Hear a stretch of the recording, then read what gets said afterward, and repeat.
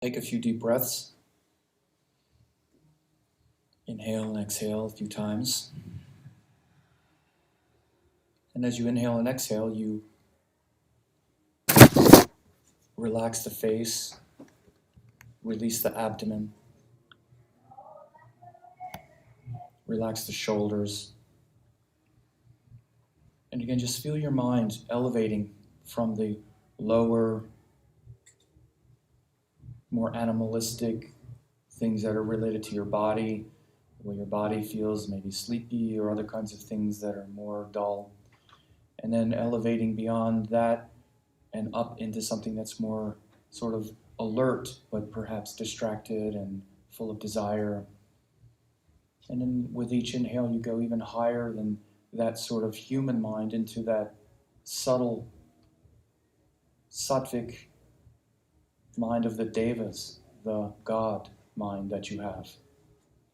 You've incarnated as an emanation of divine light, love, and wisdom. That's your true self. But we get pulled down into the lower dimensions of body and mind and emotion.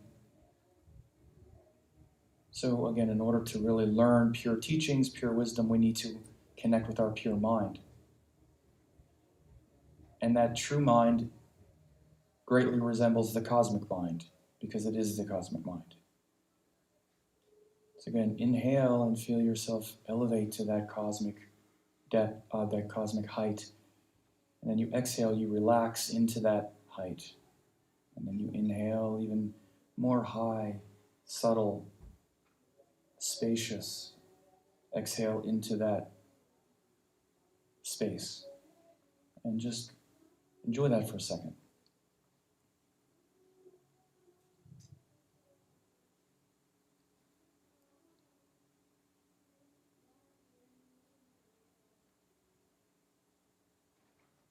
And I'll say a couple mantras now. The first is to thank the gurus and teachers, not just of this lifetime, but the Mahagurus and the great lineages that have brought these wisdom teachings into life for us. We honor them, and then we also invoke a mantra so that this learning experience that we all are about to undergo is beneficial, so that my words reach you and your ideas and understanding reach me, and there's no conflict between teacher, student, and that the pure vidya is not corrupted by ego or anything else. So I'll say those mantras now. Om Guru Brahma Guru Vishnu Guru Devo Maheshwaraha Guru Sakshat Param Brahma Tasmai Shri Guruve Namaha. Om Sahana Vavatu Sahana Bhunaktu Sarviryan Karvavahai Tejasvanyavadhitamastu Mavid Vishavahai. Om Shanti Shanti Shanti. Om Shri Gurubhyo Namaha. Hari Om.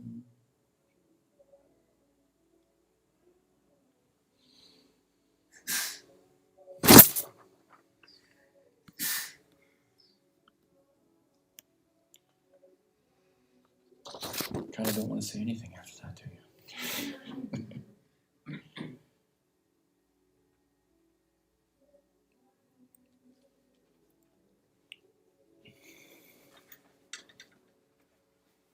So, in case you don't know, my name is Sam Jeppy. I'm a Vedic astrologer. I've also been a long-time yoga teacher and practitioner for many years, and doing meditation since 1983 and all that. So I've been doing it a long time. And I'm the author of this book called Yoga and Vedic Astrology. There are some on sale. After we're done, there's a special, which I'll be talking about. But this book is the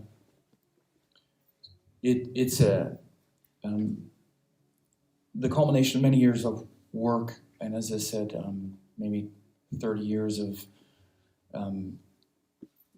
research and experience in these Indian sciences and practices. And the connections between yoga and Vedic astrology are, it's not even correct to say they're numerous. They're basically sort of a different way to interpret the same wisdom. They both come from a wisdom source called Sanatana Dharma, which literally means the eternal truth. And yoga is the practice, literally the practices that allow us to unfold consciousness in this lifetime so that we can literally become that pure spirit that we've descended from. That that great spirit is our nature. But we've incarnated in this lifetime with this body on this earth because we have lessons to learn. We don't really know we're that yet. We actually think we're this. We think we're this separate thing, so we go around with a lot of ideas, and sort of testing those ideas. I'm not really the pure spirit. I'm this person who has these ideas. Now let me see how that works. So we incarnate and we come here to see how well that's working out for us. So how's it working out for you? So we started the class with literally that thing that we just did is everything is about awareness and intention and connecting to that source first, right? Because we forget it. If we just launch into information, then we're filtering all that information through all that stuff. So, but just like yoga, which the first thing that we did, this meditation is really a yogic, tantric, methodology. Vedic astrology is actually the science of what I just mentioned about spirit taking form based on our karma, why we've incarnated here at this time, exactly why at this time, why that spirit has separated from its undivided self, its undifferentiated self, and descended into this separate form. And this has happened, this actually happens, again, because we have this idea that we're a separate being, and we have to come here in this domain to experience the result of what we think, and then try to work through it and elevate to evolve consciousness this way, so that we can eventually return to that true source. And Vedic astrology is the science of not just understanding our karma and why we're here as an individual, but why any of this is here. Like, what is the nature of all this, right? The first thing we did when we were, 3 or 4 years old and we started to say, oh, I'm this, what am I? What is this? Is we wanted to know. We look up in the sky, watch little kids look up in the sky, and they're just like filled with awe and wonderment, and we want to know what's going on here.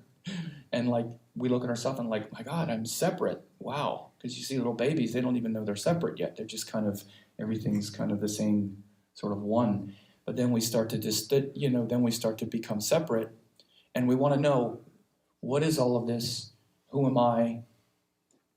And who am I in the middle of all of this? How do I fit into all of this? And so Vedic astrology is the science that literally answers that question. It's for your mind. It's so your mind can understand. Because in fact, it doesn't matter how much you can do yoga your whole life, and you can use Ayurveda to keep you on track with all of the habits and the routines of the world, but you're still going to want to understand how it works at some point. And of course, once you become an enlightened master, then you don't necessarily seek astrology to give you the answer, because you're then united with the source of the answer. But as we're evolving on this path, our mind wants to try to understand this. Right? Don't you want to understand who you are and why you're here? Pretty basic, right? And so Vedic astrology is the science that allows us to understand the nature of the universe and who we are in it. Now, what I'm going to do on this paper that you got, you're sitting there like, what in the world is this? Maybe. But I'm going to read this, because I really feel like, again, what we need to do before we especially evoke sacred teachings, and especially these kinds of teachings, because this is not a religion, okay? And a lot of people, astrology is something that they believe in, even astrologers, by the way. They believe in it, but they don't really know how it works, or why it works, or what it's doing. And then so people come to them and ask them, they're genuinely seeking, And if they have a scientific mind, they don't believe. They're like, well, why should I believe astrology? That's just some strange belief. There's no proof to that. There's nothing scientific about it. Or someone maybe believes it's scientific or whatever, but we want to understand. So I'm going to read from the words of the Rishi. Rishi just means great seer from the Vedas, called Parashara, and he's the one who wrote the Vedic astrology texts. And we will hear what is said and what Jyotish is from the words of the Rishi, not from the words of Sam. Sam will do his best then to bring this to life for you. But as you see, the first statement up there says, I prostrate before the lotus feet of Lord Vigneshvara. Has anyone ever taken a Shivananda yoga class? I know my friend Kartik has. Have you ever heard them say the Gajananam? That's what this is a translation from. The first line in the Brihat Parashara Sastra is what I'm about to say. I'm going to say it in the Sanskrit. Gajananam Bhuta Ganadi Sevitam Kapita Jambu Palasara Bhakshitam Uma Sotam Shokivanasha Karanam Namami Vigneshvara Parapam Kajam. You ever heard that? That's the beginning of Brihat Parashara Sastra in the Sanskrit. And then in the first chapter, I'm going to read through a few of these, and then I'll clarify when we're done, but you'll hear the truth spoken very plainly. Offering his obeisance to all-knowing Maharishi Parashara, and with folded hands, Maitreya said, O venerable Maharishi, Jyotish, the supreme limb of the Vedas. Jyotish means Vedic astrology. I desire to know of its glorious aspects from you. Be pleased to tell me, how is this universe created? How does it end? What is the relationship of the animals born on this earth with the heavenly bodies? Please speak elaborately. Then there's a few verses. Then verses 9 through 12, first chapter, he says, Sri Vishnu, who is the Lord of all matters, who has undefiled spirit, who is endowed with the three gunas, although he transcends the grip of gunas, who is the author of this universe, who is glorious, who is the cause, and who is endowed with valor, has no beginning. He authored this universe and administers it with a quarter of his power. The other 3/4 of him, filled with nectar, are knowable only to the philosophers of maturity. So this universe, 1/4 of Lord Vishnu, the rest of it and you is beyond. The 3 powers are Sri Shakti, Mother Lakshmi, with Sattvaguna, Bhu Shakti, Mother Earth, with Rajoguna, and Nil Shakti with Tamoguna. I'll explain these things. Then he says, all these 3 forms are endowed with all the 3 gunas, with the predominance of the guna due to their origin. I will explain what gunas are. Ahamkara is of 3 classes, in effect, sattvic, rajasic, and tamasic dispositions. Divine class, sensory organs, and the 5 primordial compounds, space, air, fire, water, and earth, are respectively from the 3 ahamkaras. So he's saying that life is created based on 3 gunas and 5 elements. Anyone who has studied yoga philosophy, Ayurveda, it's called Sankhya philosophy, this is completely the same. Lord Vishnu, coupled with Sri Shakti, rules over the 3 worlds. Coupled with Bhu Shakti, he is Brahma causing the universe. Coupled with Nil Shakti, he is Shiva destroying the universe. This is the Trimurti of what we would call Hinduism. The Lord is in all beings, and the entire universe is in him. All beings contain both Jiva Atma and Paramatmans. Some have predominance of the former, while yet some have the latter in predominance. Paramatmans is predominant in the grahas, or the planets. In effect, the sun, moon, Mercury, Jupiter, the planets are what are called Paramatmans. And Brahma, Shiva, and the others. Their powers or consorts too have predominance of Paramatman. The others have more Jiva Atman. So now you see the translation is Paramatman is the integrated soul, or the undifferentiated pure self, and the Jiva Atman is individual soul. We are individual souls. Shiva, Brahma, Vishnu, the gods, and also the planets are Paramatman, their supreme selves, and we're a portion of that, which he explains later. Then he says, great incarnations. The unborn Lord has many incarnations. He has incarnated as the Navagrahas, or the 9 planets, to bestow on the living beings the results due to their karmas. He is Janardhan. He assumed the auspicious forms of grahas to destroy the demons and sustain the divine beings. Grahas is another word for planets. It means the planets. So Lord Vishnu, or what you would say God, the God of this material universe, has incarnated, or it's actually emanated. The planets are avatars, not incarnations, but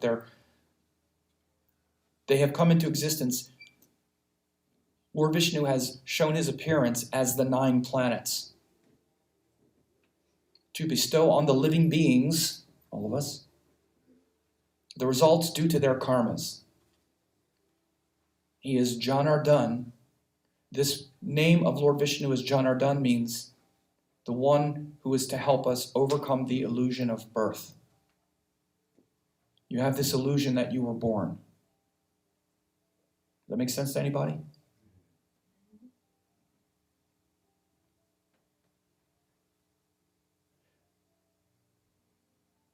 So you want to understand this universe is ruled by Lord Vishnu. The appearance of Lord Vishnu, the planets are Lord Vishnu. You would say God, you would say. Also the stars, but it's a different level. And he's incarnated to give you your life as the Janardhan, to help you awaken from your illusion that you were born. This is what astrology is. And it's hard. So again, this is just, I'm breaking this line down, this paragraph, because there's a lot in it. He assumed the auspicious form of the grahas, of the planets, the auspicious form of the planets, Lord Vishnu, to destroy the demons, the evil forces. Again, this is in your mind. This isn't demons in hell and heaven. And sustain the divine beings. This is all happening in you. So he's incarnated as that to give you the karmas so that you can destroy your ignorance and you can elevate to your divine nature. Do you see this? Do you see how that's what this says? Yes? It's pretty clear, right? I'm breaking it down because we're not used to this kind of language. It's kind of, you read it first, you're like, what? So this is what it means. And now when I've broken it down, you can see how that's very sensible, right? It's not so bewildering. Now we get into some more stuff. From Surya, which is the sun, the incarnation of Ram. It's actually avatar is the word. Incarnation is not a good word. It's avatar, which is different. Lord Rama. From the moon, that of Lord Krishna. From Mangal, which is Mars, that of Narasimha. From Buddha, that of Lord Buddha. From Guru, or Jupiter, that of Vamana, the dwarf. From Shukra, or Venus, that of Parashurama. From Saturn, or Shani, that of Kurma, the tortoise. From Rahu, the north node, that of Varaha, the pig. And from Ketu, that of Meena, the fish, occurred. I'll explain this in a minute. All other incarnations than these are also through the grahas, or the planets. The beings with more paramatmans are called divine beings. So what he's talking about here is there are beings, especially if anyone has ever read Srimad Bhagavatam or Bhagavata Purana or any of the Vishnu literature, the planets themselves, the incarnations like Lord Rama, Lord Krishna, you've heard of them, right? These divine beings are avatars directly from the planets. Lord Rama was an avatar of the sun. Literally, he was not separate from the sun. Lord Krishna literally was an emanation of the moon. He was the moon taken form. And then there are other, what are called Vishnu avatars, and they name them Narasimha. There are all these wonderful myths in texts like the Srimad Bhagavatam or the Bhagavata Purana, which explain these different deities. Narasimha, Buddha, we know of Lord Buddha. Lord Buddha was an incarnation of Mercury. So you want to understand the nature of Mercury? Study the life of Lord Buddha. Varaha was the pig of... there's all of these myths around it. Saturn was Korma, the tortoise. Have you ever heard the story of churning of the milk ocean? There was a tortoise that went to the bottom of the sea and anchored the pivot so they could turn it. That's Lord Saturn. So Korma was an avatar of Saturn. So what he's basically saying is there have been divine beings that are avatars of these planets.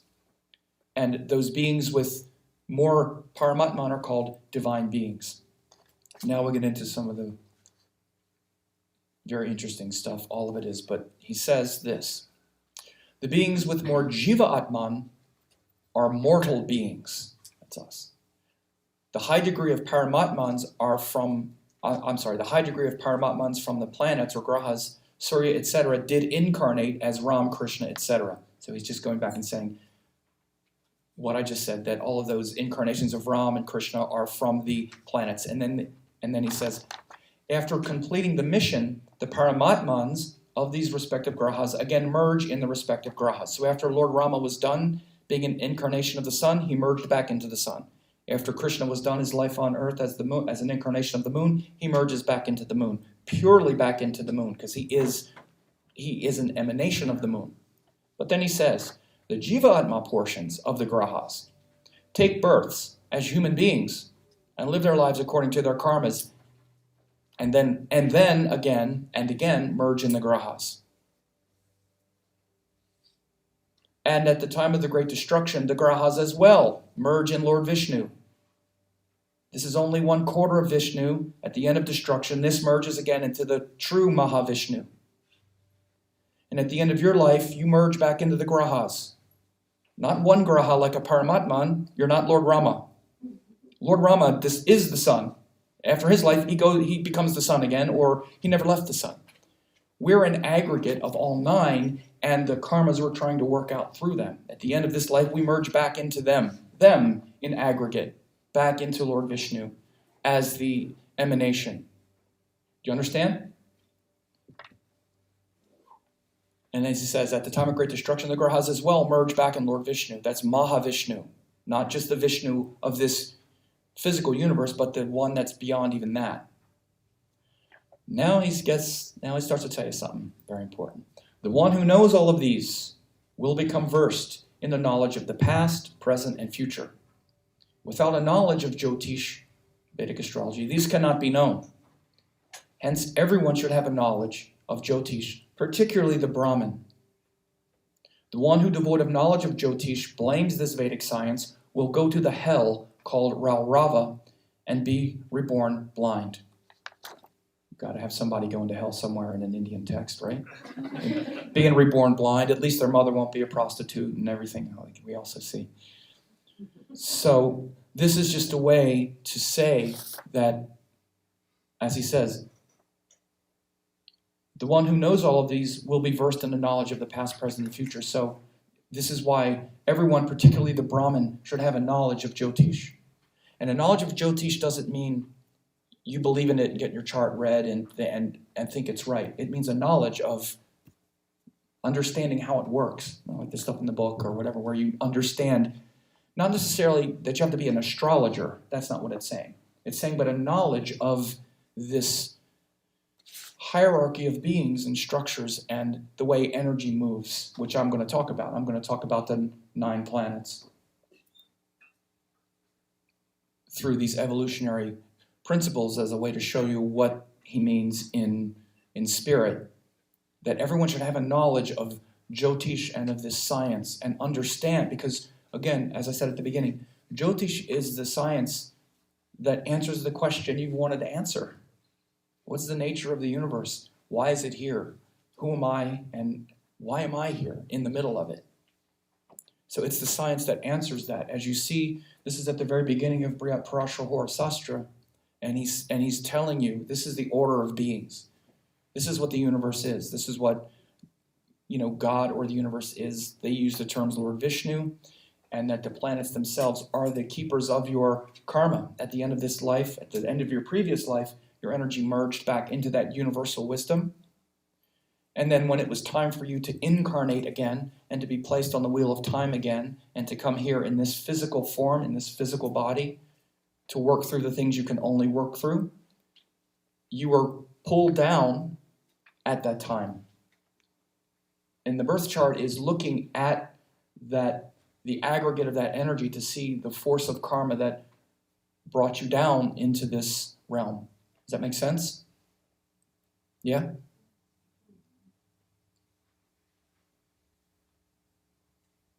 Any questions or comments? You all hear this every day? Like, oh yeah, that. Oh, that again. Can you say that last part one more time? Starting from... No, honestly, which last part? Where I said where? When? The part when I said, does anybody have any questions? Before that, right before that. Huh? The birth. Okay. Yes, got it. Descent, yeah. See, you're listening. No, so you want to understand that what we just went through is Parashara, who is the Rishi of astrology. He's first, as you saw, the first thing is Maitreya, who was his disciple, or who was his student. This is the entire text of Parashara is the Rishi teaching a student who's saying, please, I desire to know these glorious aspects from you. Be pleased to tell me how this universe is created. How does it end? Please speak elaborately. Like, please tell me what's going on here, right? So he explains all of the order of things and the order of energy. And the aggregate of all of this is he's saying this universe is Lord Vishnu itself. The planets are the faces of Vishnu, literally the specific energies of God, of your higher self, of the highest energies in the universe.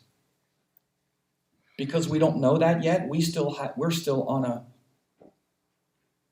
see ourselves through this limitation, so we still have what's called karma. Because in the past, we're trying to evolve that pure consciousness. And so what happens is, like, let's say, for example, I think you mean like at the end of your last lifetime, just like he says, those with Jiva Atma portions, again, merge in the grahas. See, the difference between the pure spirits of like Rama, Krishna, like the gods who descend, is when their life is over, they just become the sun again. Because they were never separate. They are an avatar of the sun. We're not a pure, what's called Paramatman. We're Jiva Atman, which is a separate portion.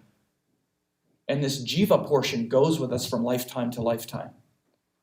All of your karmas are stored in what's called the Jiva. It's actually the moon or your mind. Your mind is, look, karma is basically your mind. People say, what's karma? Where's karma? It's your mind. Your mind is karma. Because you have an idea about what things are and you have a tendency to react to things a certain way, all of that is your karma. It's based on your karma.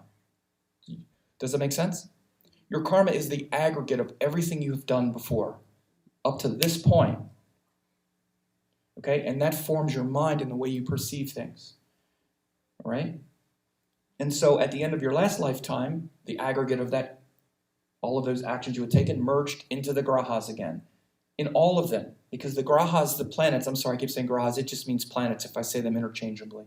Merged back into the planets. The planets themselves are literally the keepers of our karma. I'm going to talk about the specifics of it. You have specifics with the sun, which is your power, the moon is your feeling, Mars is courage and discipline, Mercury is intelligence.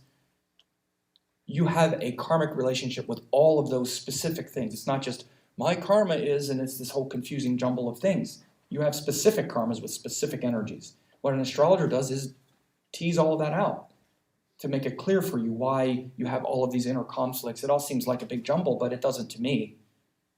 Because I understand the forces of Lord Vishnu as the planets, the separate parts of it. Does that make sense? So at the end of your last lifetime, your soul leaves the body. And, there's very scientific, the yogis have very scientific ways of explaining this. Your soul leaves through the chakras in different portions based on how much you have to learn with that different thing. It'll exit through this chakra or this, and the ratio of all of that. The planets are actually the chakras in your astral body. The planets have this appearance in the sky, and they correlate with your chakras. So your karmas descend from the planets through your mind and in the chakras. The chakras are all related to your karma and your mind in what's called the astral body, which is your mental body and your emotional body. We return to that every night when we go to sleep and when you dream. Do you feel like you're actually working through karma when you dream? Or do you think it's just a bunch of crazy stuff? I'm asking. What do you think? Both? But do you think it's real? Do you think there's actually things happening on another level? Yes. You better believe it. People are like, what's the past life state? What's the in-between lives? It's a lot like when you're dreaming or when you're asleep. A lot of times you're unconscious, then you also go, when they speak about hell, going to different hells and realms in between lives, it's very much like it is in your dreams. Do you understand? Does that make sense? That's what your astral body is, your mind, but you want to understand a big difference here. Look at what you can do in your dreams because you're not tethered by the body and you're not tethered by the heaviness of the world. This is why you work through things in your dreams that you can't work through once you wake up and start walking around. You can't start flying around or you can't start doing all this stuff, but you can in your dreams. But the dreams, it's a different level of consciousness. It's a different level of awareness. You haven't incarnated in a dream. When you take birth in this lifetime, you've incarnated on earth with a physical body, that experiences pleasure and pain very easily. We come here to get immediate feedback into what we're doing, right? Immediate feedback. People looking at us, something feels a certain way. We think, oh, this will be great. I'll eat a gallon of ice cream. We get immediate feedback of what that means. We learn moderation. We learn all kinds of stuff. Look at children. They don't have any feedback. They don't have any experience yet. So they have to get the experience and then we learn. We learn because the physical world is it's a heavier level of reality. Does that make sense? And so the planets, when I look at the astrology chart, I'm looking at, again, the aggregate of your karma. This means what you have experienced through all your lifetimes and the level of intelligence and wisdom and skill that you have along these specific areas of life that the planets rule. Does that make sense? Yeah? That's why I ask, because if it doesn't, you can ask a question. Yes? You're talking about the karma and after lifetime to lifetime, you're building your karma or deleting your karma or working for your karma. Can you tell me about the first lifetime that you had? When you said that Lord Vishnu created Jivatman as to lose your illusion of being born, but what was the creation, the original idea of that first birth? Well, I don't have all those answers. No, but I understand your question. But we're not only the Jiva. All beings are Jiva Atman at different kingdoms. Even plants, animals, they all have a Jiva. And all individual beings do. But we're at this level of Jiva, of the human portion. Other animals aren't as aware of their karma, but they're also evolving through different lifetimes. You're saying, ask about the original lifetime. I don't have that answer. I think and frankly, no one does. Rishis, this is why you have all kinds of fantastical origin story creations, like the universe emerged from the navel of Lord Vishnu and all of this. These are the ways that they try to answer that question. It's much more metaphysical and poetical. Okay? So, what I want to do is describe what these emanations are and what these different parts of who you are, or what your karma revolves around. Because again, it's not just my karma as this big swirl of things. It's actually very specific energies that are evolving in you and that are actually in support or in conflict in different parts of you. Okay? I don't have enough time to get into the support and conflict part, but maybe a few things. But each of the energies are pure energies. Again, the sun, the moon, and when I say energies, I mean the energies of the planets are pure, undefiled Paramatman. They're all supreme divine powers you have. There are no bad ones. When you hear this stuff, it's just flat out wrong. There is no bad planet. Okay? This is a divine force. Okay? They are all, as it said, Lord Vishnu incarnated these what were called the Vishnu avatars when it said Rama as the sun, Krishna as the moon, Kurma as Saturn. These were divine emanations that came and archetypally saved the universe at a different point in time. And the stories of them shows you their pure and true nature. By the way, there's a mailing list. I just want to say this before I forget that she's going to pass around. If anyone, as this goes through, because sometimes I wait too long and then it's 2 minutes left and a bunch of people are trying to do it. But I actually publish like newsletters and a lot of updates all the time about the current astrology. If you want to be on it, you can just sign your name on that, just your name and email address, and I'll make sure to just send you an invitation. I just didn't want to forget that. So, but these pure energies are your energies, and just like he said that spirit takes form through what are called 3 gunas and 5 elements. The 3 gunas, it's very easy to get confused, but it's actually the principles of body, mind, and spirit. That's the easiest way to get your head around it. Tamas is related to the body, but it's also how the body can be very heavy. It can be a heavy influence. It's the heaviest influence. Like when you want to sleep or something, it doesn't matter. Your body just sort of takes it over. But the tamasic guna is also where we need to embody everything. So all of the gunas are also divine principles. The body is a divine principle. And in fact, the wisdom of the universe is first contained in your body. Your body is actually the wisest thing you have. Your body is actually a lot smarter than you. Isn't it? Imagine if you had to do what your body does. No, literally, I mean, imagine if you consciously had to remember how to digest your food and how to send it all to where it's supposed to go, how to keep your heart beating, imagine if you had to remember to do that. It's hysterical, but think about how much we take for granted. Like right now, you're just free to listen to me and all that in your body. It keeps breathing. You ain't got to remember. It keeps pumping that blood, baby. It's digesting that food. All you need to do is enjoy the food. Oh, this was so enjoyable. It doesn't even have to be good food. You can almost destroy your body. You would think like people like smoking and drinking and horrible food for decades, and your body can still handle it. Where did that come from? You didn't create it. Where did it come from? It came from the wisdom of the cosmos itself, like I said. Not like I said, like Lord Vishnu said. Again, you can see the planet. This is the wisdom of the planets just on the physical level. And again, of course, all of this corresponds to your physical body. Heart is related to your vitality. The sun is related to your vitality and your heartbeat and your digestion. Moon is related to the blood flow and the water, and all the planets, they all relate and correlate to everything you see in existence. There's nothing that's like, well, is that my astrology, or is that because my mother was mean to me or something? There is nothing outside of the purview of astrology, because it's literally, think you're in the universe. Where else are you going to find the answer? Something outside of it? What else is there but the universe? Where else did your universal genius, wisdom, and the genius of your body and your mind, and where else would it come from? You look up, that's all there is. So you have to understand that's what we're in the middle of this divine genius. We can see it very clearly in our body, right?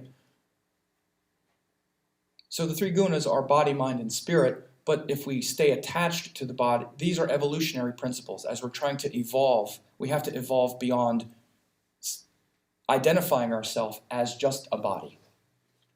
And then we have to get beyond identifying ourselves as just a psychology and a mind, which is the rajas, has a lot to do with emotions, desires, wanting to experience happiness and pleasure. That's very much the rajasic guna. The tamasic guna is I'm trying to survive, I'm trying to live, I don't want to die, I'm fight or flight. That's the difficult quality of the rajas on consciousness. The difficult quality, of tamas on consciousness, of being very body-centric, then it's very sort of primal. The veiling influence and the veiling effect of rajas on consciousness is I just want to satisfy my desires and be happy. I just want to be happy all the time. So we're trying to evolve beyond body and self-preoccupation through like happiness and my relationships with others. Rajas is very other people oriented, very relationship, where we just stay stuck in the world of relationship. And then sattva is the highest mind, which is trying to connect with pure spirit, pure teachings, and all of that. And even ultimately that is an obstacle. Even that has to be shed eventually if there's liberation. Because then we just get attached to teachings and teachers, and we're so inspired and so uplifted, and yeah, and that's not, and eventually even that is one of the what's called rope of Maya, or Maya is the illusion of the things we're talking about. Even sattva is an attachment, because some people are attached to sattva. They're attached to the high, good, great thing and even that eventually has to be let go. But yoga, by the way, the practice of yoga is to cultivate that sattva. It's to cultivate that higher mind. But that's not the end. We just need to cultivate that, because like we said when we started, we're tamasic in the body, then we're rajasic in the mind. So we need to intentionally cultivate sattva with that meditative awareness. And when we cultivate sattva, we get the answer. Then we unite with the truth of who we are, which is beyond even the sattva. Does that make sense? But we never unite with who we truly are when we're rajasic. We don't make that leap. Certainly not when we're tamasic either. When we're tamasic, we're cut off from who we really are, because we're trying to survive. When we're rajasic, we're also cut off because we're trying to be happy and this. When we're sattvic, we're much closer, because that's where we're cultivating meditation, stillness, peace, and silence, but it's still something of the mind. And the more we become a master of that practice, then the meditations themselves bring presence, breath, stillness, peace. And only through stillness and peace is the truth revealed. Because it's always there. It's never left. It's just obstructed. Just like the clouds obstruct the sun doesn't go away. But the clouds are darker when there's more tamas. They're lighter when there's more rajas. The sun is still obscured when there's sattva. But if there's enough sattva, eventually that cloud just dissipates and the sun comes through. Does that make sense? So this is the evolutionary process of the gunas that he's talking about, and the five elements are how those evolutionary principles take form literally. Earth, water, fire, air, and ether or space are the building blocks of life, of your body, of everything. These are, again, universal principles of yoga and Ayurveda as well. Okay? Does that make sense? Let me take a drink. Any questions? Anyone have a question on that? So again, this is literally how we're meant to know this. The one thing that he said is, particularly for the Brahmin. You might say, well, I'm not a Brahmin. Actually, you are in this day and age. Because the Brahmins were the ones who were educated. They were educated about life. They were the ones who were given an education about, literally, what's the nature of the universe? What's happening here? The other castes actually weren't, at least in this context.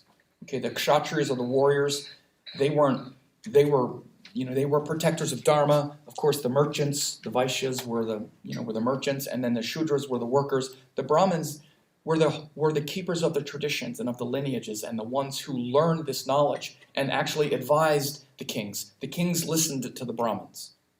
So in this day and age, we're all Brahmins because we're all educated. You want to understand, whether you know it or not, you have an idea about what you think's going on. I bet if I asked you, you'd have an answer. If I said, so what do you think's going on here with this whole universe thing? I bet you'd have an answer. And it's because you've been educated. You've literally gone through, and all this is cultural and global and all that, but you've been told things and you've been educated about what's going on. And then you evolve this education, but you have an answer. And it might not be a good one. It's usually not a good one. We don't really know what's going on until we connect with pure teachings. This is what this science is to connect your mind with the truth of what's really going on. So we have all kinds of answers. We don't know what's going on. We don't know who we are. We don't know what karma is. We don't know what our lives are. We don't know what this universe is. We have no idea. So this is what this science is for, is to teach you that. And he says, particularly for the Brahmin, a knowledge of Jyotish. I'll read that again because this is where it's really, he says, the one who knows all of these, all that stuff I just said, will become versed in the knowledge of the past, present, and future. Without a knowledge of Jyotish, these cannot be known. Hence, everyone should have a knowledge of Jyotish, particularly the Brahmin, because they know the Brahmins, the educated people, are going to have some story. We're going to think of something to say, and we're going to spread it all around the place, and it'll be going all over the place. Then he gets into, then he does what they do. They say, the one who, devoid of knowledge of Jyotish, blames this Vedic science, will go to the hell called Raurava and be reborn blind. And he's also talking about people who kind of sort of learn it, and then they blame their karma. Oh, it's my karma. Oh, it's this. Will be like blind, like not know what they're doing, and be even worse than someone who doesn't know. If you kind of know it, and then you blame it, then it'll be even worse. So again, this is the knowledge that, according in the yogic tradition and whatnot, that we're meant to understand the way the universe works. Does that make sense?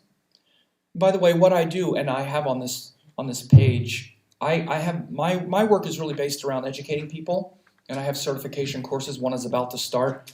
It's actually like, last year I had 75 people. No, actually it was 85 people, and then a few dropped out. But wound up being like 75 to 80 people for a 9-month course where I break this stuff down. It's very affordable. It's not even $1,000. 9 months of training, unlimited access to me and my staff, and forums and calls, and to actually train people and teach them how this works systematically. And many of my students go on to become, well, they all can read the charts really well and understand these principles really well. And many of them have gone on to be pretty successful in their own right of, doing readings and whatnot too. So you can ask me about that at my booth. We're at that window now in time where I'm registering people the last few weeks, if that's of any interest to you. Again, most people register and most people join because they actually really want to learn this. They really want to know why they're here and what their place in the cosmos is. And so we'll talk about these 7 incarnations or emanations of Lord Vishnu as the sun, and what part of you is evolving, because the specifics of your evolution and of your karma is what you're here to really know. The first is the sun, which is your power, and where you're getting your power, and whether or not your power is something that emanates out of you without the need to overpower others and get into power struggles, which is what this is what we typically do. This is how we experience the sun, through the limitation of our ignorance, through the limitation of our misunderstanding. The sun is actually the pure power in you, the true power. But instead we tend to experience it as a power struggle, lack of confidence, these other kinds of things. So again, the more we understand our nature as the sun itself, our pure nature as the sun, the less we get into all of this, both power struggles with other people and also our own crisis of confidence around our power, which has to do with literally not having the confidence to do the things that we want to do. Because, I might look stupid, I might make a mistake, people might think I'm stupid or something. Instead of staying purposeful on your vision. So this is what the sun gives us: vision and consistent purpose. The moon is the heart, literally. And instead, we experience the heart through the agency of emotion. By the way, the heart is not emotions. The emotions are the surface of the heart. Just like the waves are the surface of the water. And we usually go up and down on the waves of emotion, and we mistake that for the heart and the pure love in our heart. Because the heart, the moon, your pure heart, doesn't know anything except love. That's the source of all emotion, is pure love. Do you think? Or do you think that's wrong? Do you think the source of pure emotion, or do you think the source of all the emotions is pure love? Why do you think you experience negative emotion? Anger, frustration, pain. Why? What do you think's happening? Lack of connection to your heart. Disconnect from the pure love in your heart. Look at children, it's very easy. They have like 2 emotions. One is connection, love, yes. And the next is, which is not love, not connection, not that. And it doesn't take much to show it. Children are very good to look at with all of these explanations. The moon especially, because they're very simple and they're very dynamic. But all of the emotional pain you feel is because you want to be pure love. You want to flow with everything and not have to protect yourself against anything you're afraid is going to hurt you. And we've developed ways to protect ourselves from what's going to hurt us because the moon has felt pain and hurt. And we identify with that. We identify with this separate self. And this matrix creates a lot of emotion because we're afraid to flow with our true self. This is why the hardest thing in any spiritual practice, the hardest thing, if you can do this, you will never question or have a problem with anything. It's called surrender. You hear it all the time. One moment of surrender, if you've ever had it, changes everything. Most of us don't even have a clue even what it is. We hear it and we're like, oh yeah, I was so surrendered. Boy, when it's real surrender, it is like there's nothing. It's just pure love. Does that make sense? And that's connecting to the pure heart. But then we feel defenseless, but we're only defending something that's not real anyway, something that's an illusion. We keep defending the thing that's not. No, I am this ego that's suffering and determined to keep suffering, and I'm not going to let it go. So this generates a lot of emotion in the heart. So the difference between emotion and the emotional waves and the pure love in your heart is the difference, or is the evolutionary path of the moon. The evolutionary path of the moon is this process. The evolutionary path of that sun is evolving from this separate, I have this much power, so I need to, use it to get this thing and get into a power struggle here. It's evolving that sort of possessive quality, because the possessiveness of these energies and the filtering them through our ego is what creates the suffering. Because we're trying to connect to the pure power of the sun that's not afraid of looking foolish or getting into power struggles or winning, not the limited sun of the ego. The pure power of the moon, which is pure love, where we can surrender and not feel like we're going to lose anything if we just give all of our love, rather than the separate moon, which is, I don't know, I better be careful. And it generates a lot of emotion because we're not connected to the heart. You see these principles? You see why you've incarnated to try to learn these things? Do you understand? Your karma is not just, I don't know. It's all of these specific energies. When I look at your chart and I see it, that's what I'm talking about. I'm not saying some general thing. I'm like, okay, sun is here. I see where your confidence wavers and where you doubt and when you fight and try to be try to push your hand stronger than it is, and you get into all these power struggles. I see your emotional upheavals. It's very specific energies. Mars is about, in its highest sense, courage. And courage to fight the good fight, because we have to fight. But what are we fighting? What are we fighting for? What are we fighting against? Are we projecting the fight into some personal situation, like the reason I'm unhappy and the reason my emotions are aggravated is because of you? You're the reason. Boy, that was simple. Wow, thank God. So let me just fight with you. That'll solve all my problems. Or is the reason actually that I'm completely disconnected from my heart, I have no idea who I am, and it's much easier to just blame you for that than to sit with this and face my emotional unrest, and to have the courage to sit with this tragic moment where I'm totally off base. I have no idea who I am or what my heart is, and sit with that and just not be terrified of my own emotional chaos. You understand? So the more we project anything externally into the world, frankly, this is what happens when you meditate and when you surrender and when you introspect, in all facets, by the way. The fixation on something external is always the loss of self. It's always because we can't sit with what's uncomfortable. In this sense, especially with Mars, we see it. Because we project this energy, we project the battle into something external. Does that make sense? And so, especially you'll often hear astrologers, Mars will be one of the bad ones or the difficult ones. Here's the way you want to understand that. These difficult planets, especially Mars and Saturn, they give us the courage to do the difficult things. Do you understand? So instead of projecting the difficult thing on you and make you have to deal with my difficulty, the true nature of Mars is I keep the difficulty to myself. You understand?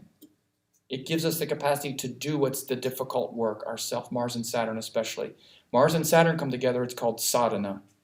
It's not just being disciplined today, it's being disciplined for life. I'll talk about Saturn in a second, but astrologers who fixate on the nature of the planet as its conclusive, result are missing the point. Mars gives us the capacity to be disciplined because discipline is hard. It's hard to do what's right. And we know it's wrong to do the thing I just said, and yet we'll probably do it 10 more times today or be tempted to. When someone gets on our nerves, we'll be tempted to want to at them, right? We all know we shouldn't, but it's hard to do the right thing. It's easier to do the easy thing that makes us happy in the moment, isn't it? So Mars gives us discipline. The difficult planets give us the capacity to do what's difficult because we know it's right. And doing what we know is right is hard because we all know it's right, we just don't do it because it's hard to do it. It's hard to get up early and do your meditation every morning and do that yoga practice. Oh, yoga, it hurts so much. I feel great after it's done. Can I just get the great feeling without the hard work, please? Is there a way to do that? It's like, no.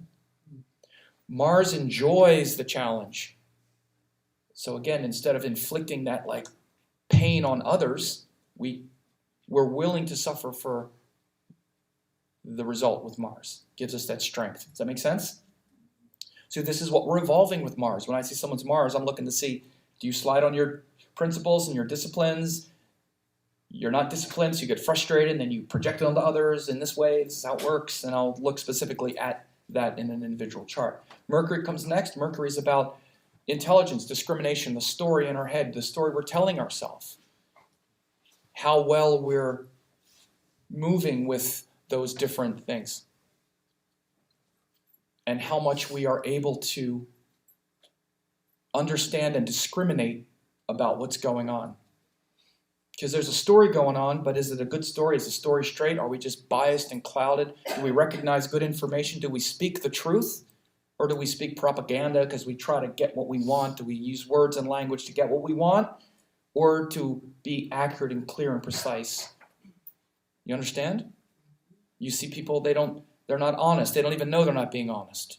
When Mercury is messed up in some ways or another in someone's chart, they're confused. So they spread the confusion, confusing stories. People don't listen to them, so then they don't even want to speak because they realize they can't express it well.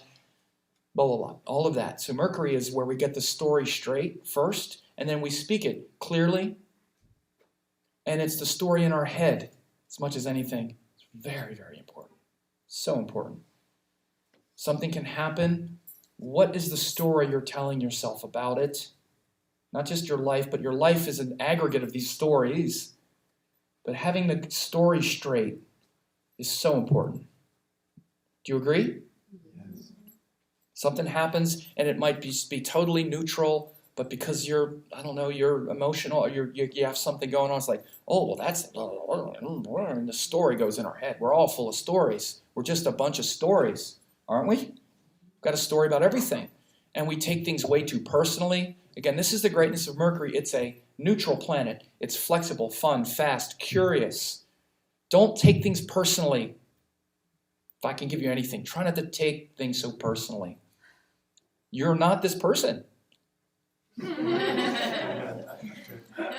Lord Vishnu is incarnated as the 9 planets to help you awaken from the illusion that you never took birth. You never took birth. You are the illusion. Your ego, your karma is the illusion that you have. I love saying that stuff. Especially if I just said that at the beginning, you'd have been like, oh God, let me out of here. So I love after a while, I can just say that and you're like, wow, he's right. I never took birth. But we have a story and we keep peddling the story. You know, there's a great example that Osho, do you know who Osho is? He was my first, like, way back when I started to read his books. That was my first kind of education in, like, you know, like all this Indian stuff, especially the meditation. And he said the ego is like a bicycle. It's like riding a bicycle, the ego, or that separateness. He said, it's like we just keep pedaling the bike. So he's like, stop pedaling the bike. Even if you stop pedaling now, you've been pedaling for so long, the ego is going so fast, it's going to take a while to slow down, but eventually it'll stop. Isn't that great? That is so good. And especially like our stories and our dramas and our attachments, we're so attached to all of it, but we can at some point stop pedaling. But people be like, well, I stopped pedaling, but I still have the ego. Yeah, because you've been pedaling for lifetimes. Maybe this is the first time you ever even heard that you're not the ego. Or this is the first lifetime or whatever you even heard, oh, wow, I'm actually not this thing. That doesn't mean you're God yet. It just means you've learned you're not an ego, but we then still keep pedaling it because it's such a habit. And the way to look at your karma is in many ways it's like a habit. You're used to it. It's habitual. This is why when we started, basically I said, let's do this meditation and get out of your habitual mind. Get out of the habit of whatever you're going through. Because this is what's different about all of us. We all have a different mental habit, a different mental pattern. But when we connect to sattva, we're all the same. Does that make sense? When you drop in, it looks different, but the higher up it goes, the more it resembles the cosmic mind, the less it resembles your version of drama. Or your version of, it's not necessarily drama, but your version of how you're going to interpret it all. So I know as a teacher to start with that first, because I don't want everybody in their version of life before I start talking about this. You understand? I want that to go at a point where we're all connected. Then it connects at that level. But if we start when we're just all kind of like shuffling, it's like, okay, now I'm going to launch into that. Everybody's filtering that through all of their past and biases, interpretations, and mental habits. So you understand how on that level where we don't have a lot of intention, we're just kind of in the body, in the emotions, we're also separate. But once we start doing mantra and breath and remembrance and bringing presence in, we all start to resemble the same. We're connecting to the same source. And by the way, that's what Paramatman means. It means supreme self. The sun, the moon, the planets, and the deities are supreme self, undifferentiated. And we're Jiva Atman, or separate self. We're all separate selves trying to connect with pure self. Does that make sense? So Mercury is that story. Try not to take it so personally. Be more flexible and light. You ever notice every one of the deities, even big old Lord Shiva, he's not frowning and serious. He's got this little smile like, you fools. No. I pity you fools. No. No, but it's just like, don't take it so seriously. So then Jupiter is the one that elevates the mind, you know, the cosmic mind. Jupiter is guru, teacher, higher purpose, because then we need to connect that speech, communication, detail of Mercury with a higher purpose. Through Jupiter. So we all have a certain vision and purpose. Sometimes it's a good teaching, sometimes it's not a good teaching. So I see the nature of people's teachers when I look at their Jupiter. Do you recognize a good teacher? Or are you confused by teachings? Do you fall for teachings that are corrupted or strange or weird? So you see the purity of the Jupiter to see the purity of the teachings. And whether they're following good teachings, whether they come to those teachings with reverence and things like that. Or whether they get confused. Does that make sense? Because we learn a lot. We believe in a lot. We have a lot of beliefs and hope. And Jupiter is the part of you that wants to believe, wants to have hope. Venus comes next. Venus is about our relationship with pleasure, happiness, other people especially. We can really see the evolutionary process of Venus evolving through the body, mind, spirit. We can experience Venus through the body very easily with pleasure. Pleasure is just for me. I don't need you. I don't need anybody. I can eat a piece of chocolate, get one of those coconut bliss ice creams, And I can just enjoy it for myself, and we're meant to enjoy it. That's just for me, for my body. My body enjoys it. Again, you can look at the tamasic guna to be the body. So my pleasure, I can just experience. This is why people get food, relationships, and stuff all kind of whacked out. The Rajasic level of Venus, as I said, Rajas has to do with other people. And you see, with the Rajasic level of Venus, my pleasure is really not enough. There's only so much I'm going to get from that. But when I can share it with another person, and me and another person are in dialogue and in communion, it's a higher level. Then my pleasure is not so important. It's our happiness together. Because pleasure, it can make us happy, but it's really not happiness. It's just pleasure. What makes us happy, in fact, sometimes our pleasure makes us very unhappy. Like I said about if you do too much of it. But happiness between another person and you is it's what you call happiness. And it's like a drug. I mean, this is kind of like a drug. Like we get addicted to that. Oh, this will make me happy. But then even that is still at a certain level, because then our whole life starts to revolve around other people. We're so disappointed because people are going to disappoint us because we project onto them things they could never do. They're not God. None of us are. I'm pretty close, but no. No, none. We're all on this crazy, we project our needs onto people. This is why relationships are so full of this projection. Oh, you're going to make me happy forever. I found God. This is the illusion of relationship, and a lot of what we work through here on Earth is to try to understand this thing. Because the highest nature of Venus isn't happiness, but it's the bliss of the soul, where we don't need anything to make us happy. Anything external, again, it's from within ourselves. And then the other person's happiness that I share with them is just a gift. The bliss bar and the candy tastes good, but there's no attachment, there's no possessiveness. Big problem with the world. We're possessive, we're attached, particularly with Venus. We want to keep possessing that thing. You're the thing making me happy. I don't want to lose you. We're disconnected from the eternal truth of it. So I see the evolutionary process of Venus this way. And when it's more evolved, we don't put this pressure on other people to be the source of our happiness. The source of our happiness is the universe itself, is our nature, not your approval or whatever the heck we do with Venus and other people. Does that make sense? And then Saturn is the last divine evolutionary principle, and it's about letting go. Something in us knows no matter how much you get, it ain't going to last forever.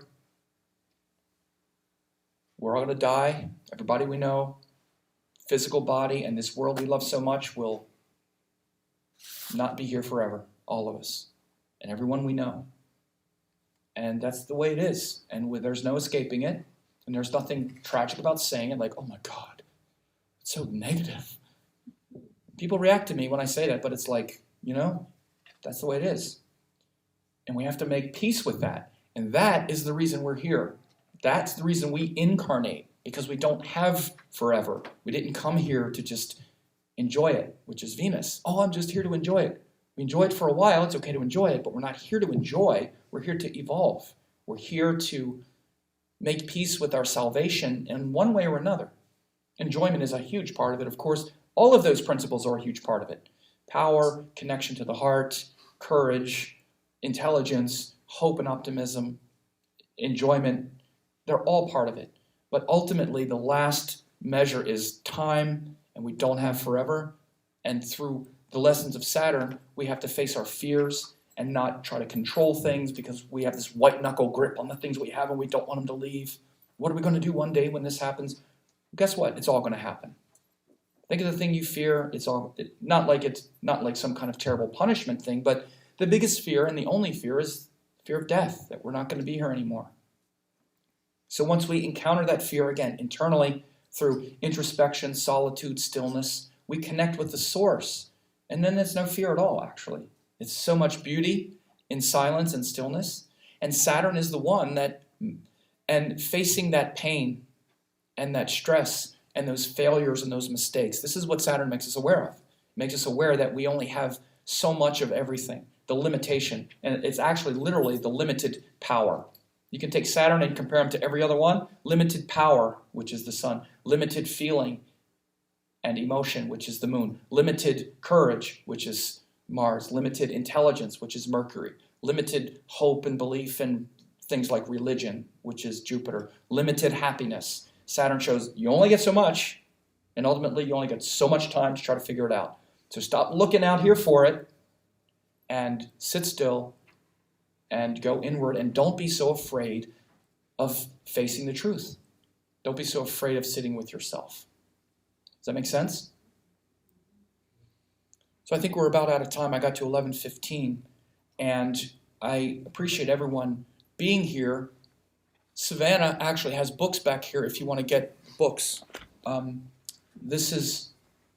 It's $20, and then I have another book too that you can get them both for $35. And as I said, I do have certification courses, a lot of students. It's a transformative life experience to really learn these things, planet signs, houses, all of the stuff about the karma and the elements and all of that stuff. If people are interested in that, of course, you can see me. I have a booth over there by the food court there in the little shady area where the gongs are. And if you signed, I hope everyone signed. People who came in late, where is the thing there? She has the email list, and you should at least get on the email list because I'll send you updates and stuff. There's some folks over here. Yeah, and if you didn't, it's over there. It'll be over there to please sign it. And we'll have, you'll receive updates from me. And again, if you did want to study in the upcoming course, most people study because they actually really want to learn this and really want to know how it works. Very few go on to be Vedic astrologers, but many have, and you could. And I actually also train people to do that. That's my focus as well. But either way, you've been fantastic. It's been wonderful. I hope you enjoyed this. Was this helpful?